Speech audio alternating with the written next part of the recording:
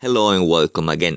This is a continuation of the advanced encryption standard. In particular, we are discussing the diffusion layer, which is part of the rounds in the advanced encryption standard.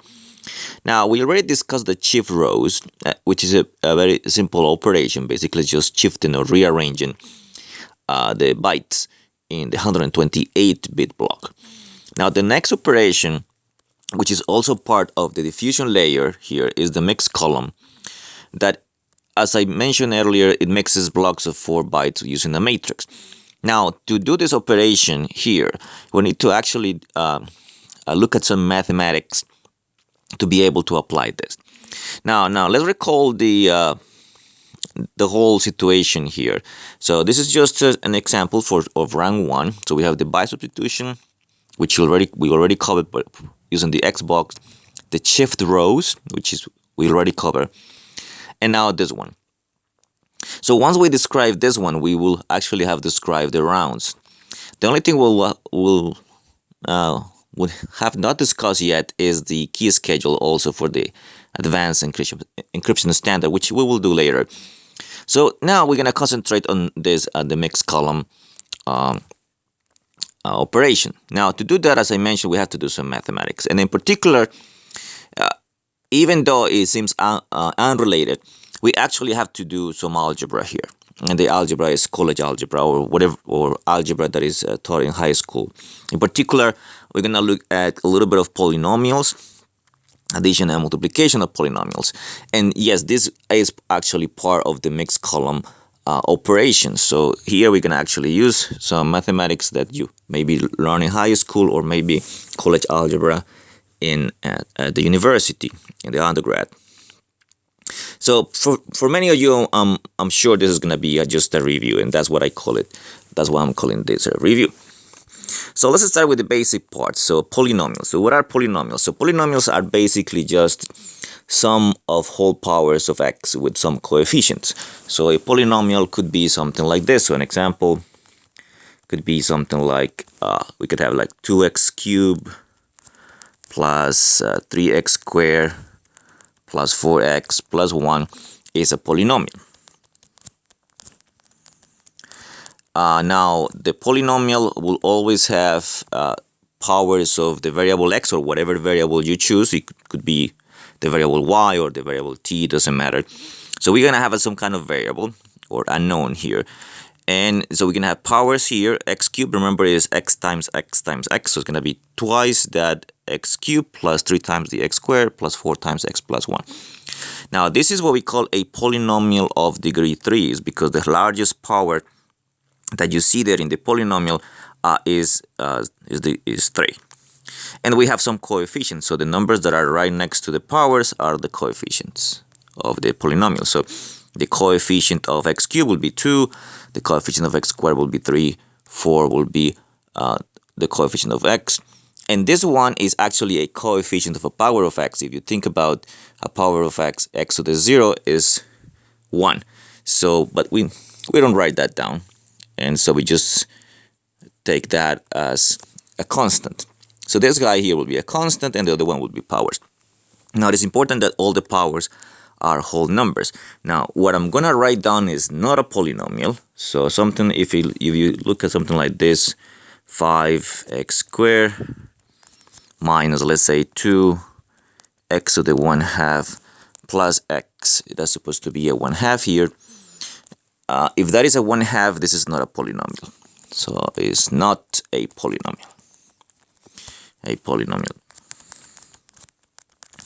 No, it's because by definition, polynomials are sum of powers of the variable x or whatever variable, and the exponents, they need to be whole numbers. So it could be 0, 1, 2, 3. It cannot even be negative numbers. So you cannot have negative numbers here in these exponents. All of them have to be powers, and the powers have to be positive, and the exponents, they all have to be positive numbers and whole numbers. Now the coefficients, it could be anything you want. So for example, I could have this guy here, 5/2, for example. That is also a polynomial. Coefficients have no restrictions here as long as they are real numbers. The only thing that has a restriction here is that the powers, they need to be whole numbers. Now this polynomial, this is not a polynomial, but if I erase this and I put a, let's say for example a 1 there, a 1, then that will be a polynomial. Of course I don't have to put the 1 there. When there is a 1 there, you just ignore the 1 and then just leave it like that. It is assumed that is x to the first power. Now that will be now a polynomial. The coefficients, again, they could be whatever you want. The powers, of course, have to be whole numbers and positive. So that's what a polynomial is. And the degree of this polynomial, of course, is degree 2 because the largest power is 2. So those are what our polynomials are. And of course, oversimplifying here, I'm not giving you the actual formal definition of polynomial, but that's what polynomials are sums of powers of x with some coefficients, and the powers need to be whole numbers and positives.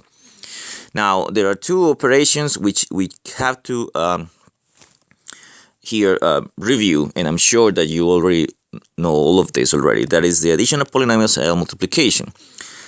Now addition is pretty straightforward. The only thing you have to do is just add the coefficients. So for example, if I wanted to do something like this, so let's say I have the following polynomial. I have the polynomial x squared plus 5x plus 2, and let's say I take that polynomial and add it, for example, to 7x plus 1, which is another polynomial. So here I have a polynomial of degree 2, and this is a polynomial of degree 7.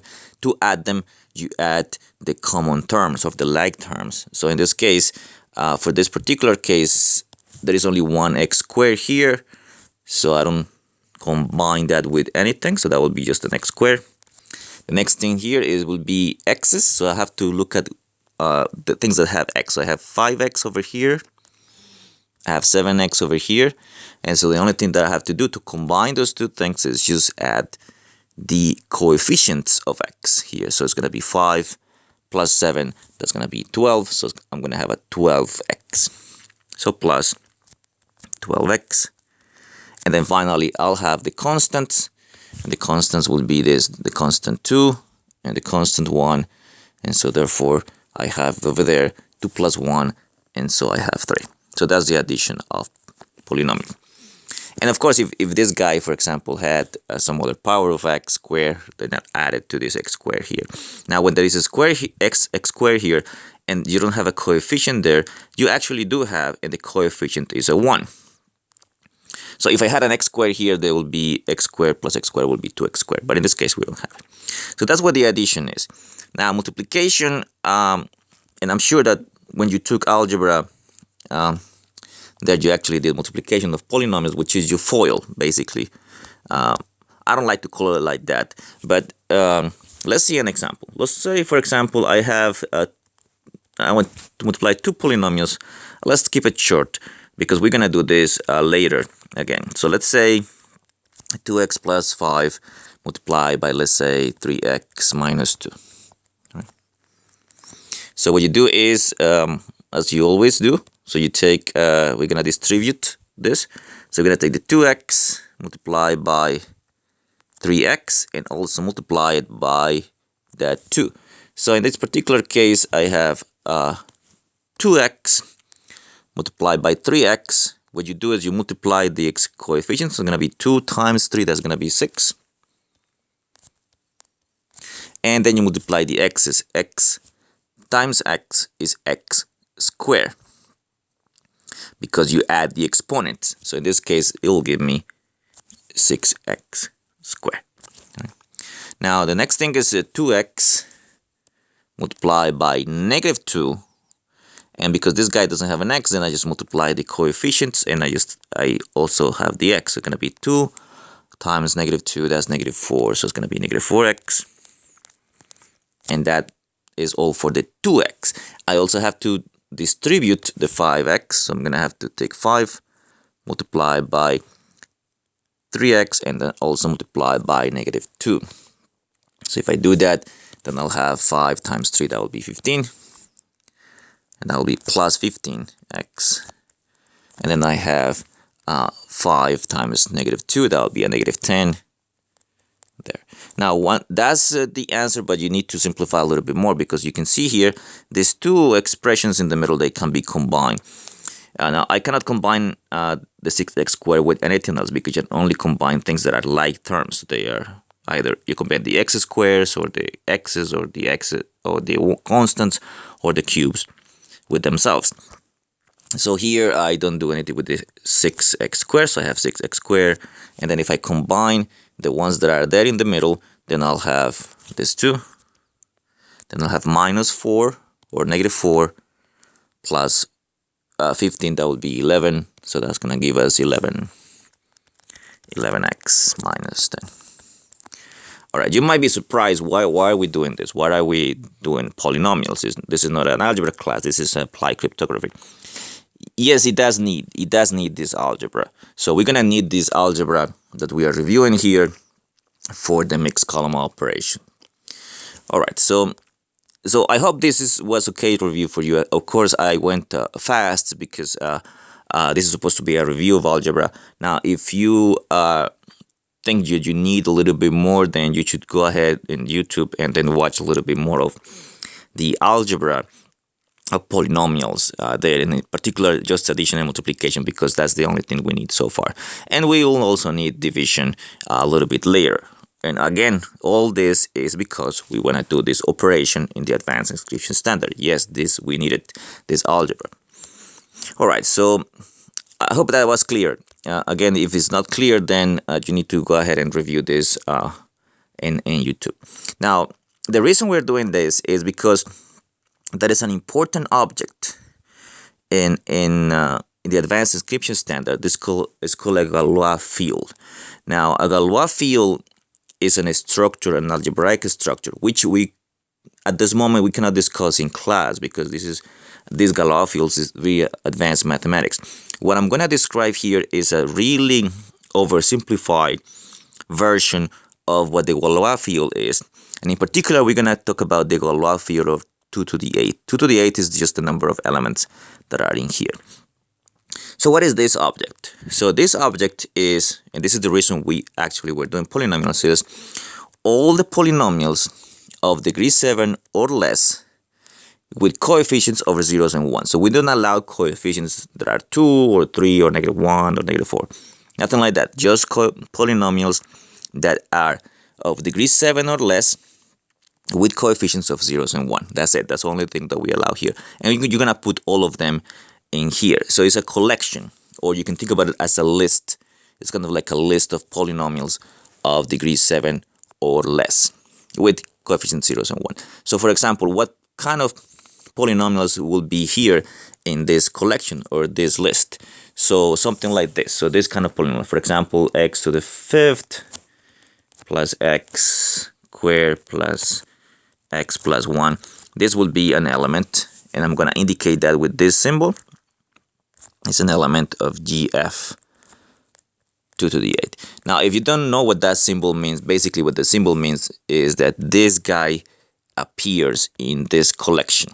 That's what the symbol means, the symbol of belong.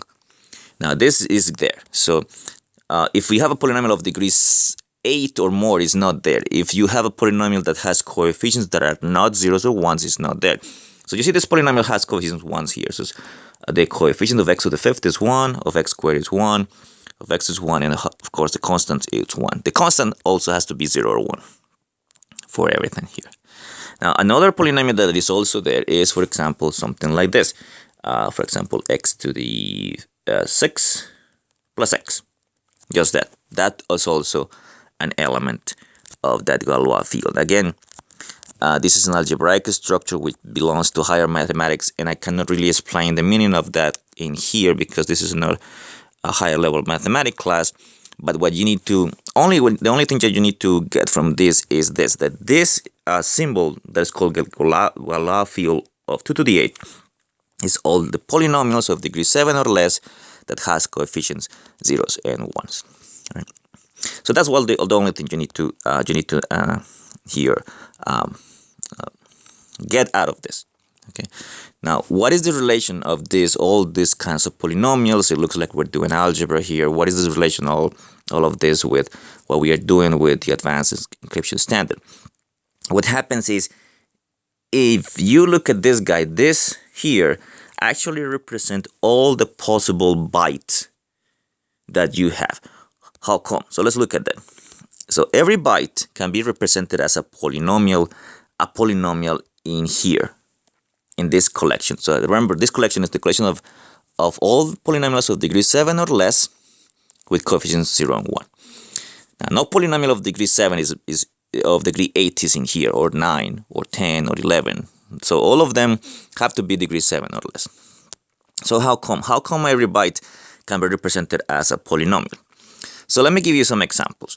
So let's start with this byte here. So I have here a byte, which is of course 8-bit. So this is 8-bit here, 8-bit here. So how are we gonna represent that into a polynomial? You're gonna think about it in the following way. Every position is gonna represent the coefficient of some power of x. In particular, it's gonna be represented in this way.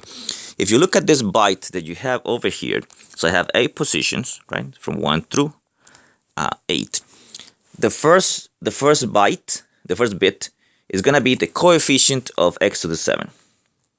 The second one will be the coefficient of x to the 6, x to the 5th, x to the 4, x cubed, x squared, x, and the last one, this guy here, will be the constant. All right. So in that way, if we make that assumption there, we can represent this byte as a polynomial. How? I have one as a coefficient of x to the 7. So basically, what I have here is x to the 7. Now the second here, I have 0x to the 6, so I don't have to write it down. I have 0x to the 5th, I don't have to write it down, but I have 1x to the 4, so I'm going to write it down. X to the 4. Now, what else do we have here? So we don't have x cubed, because it's 0 times x cubed, 0 times x squared. I don't have an x squared either. I have an x, and I also have a constant 1, so I have plus x plus 1. So as you can see here, we represented this byte as a polynomial. Now, if you look at this polynomial, then this polynomial, you can get back the byte, because basically what you do is you're going to read the coefficients of the x's here. As you can see here, the powers x to the 5th, x to the 6th, x to the 5th are missing. If they're missing, that means that the coefficient of those powers is a 0. And also here, between x to the 4 and x, I'm missing x cubed and x squared. That means that the coefficients are zeros. So you can go back and forward. If you have a byte, you know what the polynomial is, and if you know what polynomial you have it here, you have a byte. Again, this polynomial is has a very particular form, which is all the coefficients of the polynomial are either zeros or 1. So basically what I'm saying is that this polynomial that is here is an element of the Galois field GF 2 to the 8. So that's an element of this collection. And so let's see another example. For example, if I take this other example here, I'm going to do exactly the same thing. So again, the convention is that we're going to start with x to the 7 and then go down powers 1 by 1. So how can I represent this byte that is here? So I have 0x to the 7, so I don't have to write it. I have 1x to the 6, so this guy here will be represented as, let's write it down, x to the 6. Now this 1 that is here means that it is the coefficient of x to the 5th. So I have plus x to the 5th. Then I have, for the coefficient of x to the 4, I have a 0. For the coefficient of x to the 3, I have 0.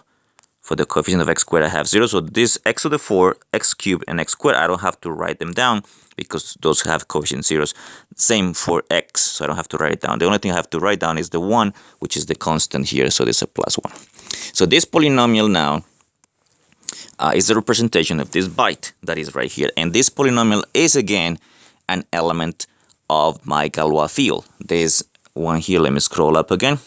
This Galois field that is here. Again, the only thing you have to remember about that is it's the collection of all polynomials of degree 7 or less with coefficients 0s and 1s. That's the only thing you have to remember. And so that's it. So one last example just to double do this. So let's do, I'm gonna do that a little bit faster there. So, and this one is actually very easy. I have 0, 0, 0, 0, 0, 0. So basically this here is saying I have 1x and 1, 1. So I have x plus 1. So this polynomial is representing this byte. So basically what we did here is we translated into bytes, into polynomials, and backwards. You could do that backwards because once you know the polynomial, you can also know go backwards and see what the byte corresponds to that polynomial. So that's a nice way to represent the byte. It's just as polynomials. So this guy here, this Galois field, which is the collection of all polynomials of degree 7 or less with coefficients 0s and 1s, will contain all possible bytes. And the reason is because if you look at how we're representing these polynomials, then you can have 0, 1, so it'll be the x to the 7, x to the 6, and so on. So this collection will have the representation of all possible bytes that we can have, which is 256 because it's 2 to the 8. So that's a representation of bytes. And the reason we're going to look at it that way is because if you represent these bytes as polynomials, you introduce a little bit more of a structure to the bytes. In particular, you can multiply bytes. So why? How do you do it? Well, you're going to take this polynomial and multiply by this one. Whatever the result is that byte multiplication. And that byte multiplication does not correspond to multiplication of these two bytes as numbers. It's another kind of multiplication. And that's what we need for this mixed column. So what I'm going to do is I'm going to stop the video now. And so what you have to get out of this video is basically the following thing. We're going to represent bytes as polynomials. And the polynomials, that collection, the collection of all those polynomials that represent all the possible bytes, we're going to call that the Galois field. And basically what we're going to do now is think back and forward. And a polynomial is a byte, and a byte is also a polynomial. So in the next video, what I'm going to do is I'm going to talk a little bit about how to do the operations of addition and multiplication inside this Galois field, which will give us the tools we need to apply the mixed column operation. So this will take a little bit of time to actually cover all the tools so we can do the mixed column operation. So I'm going to stop the video now, and so I'll see you in the next video.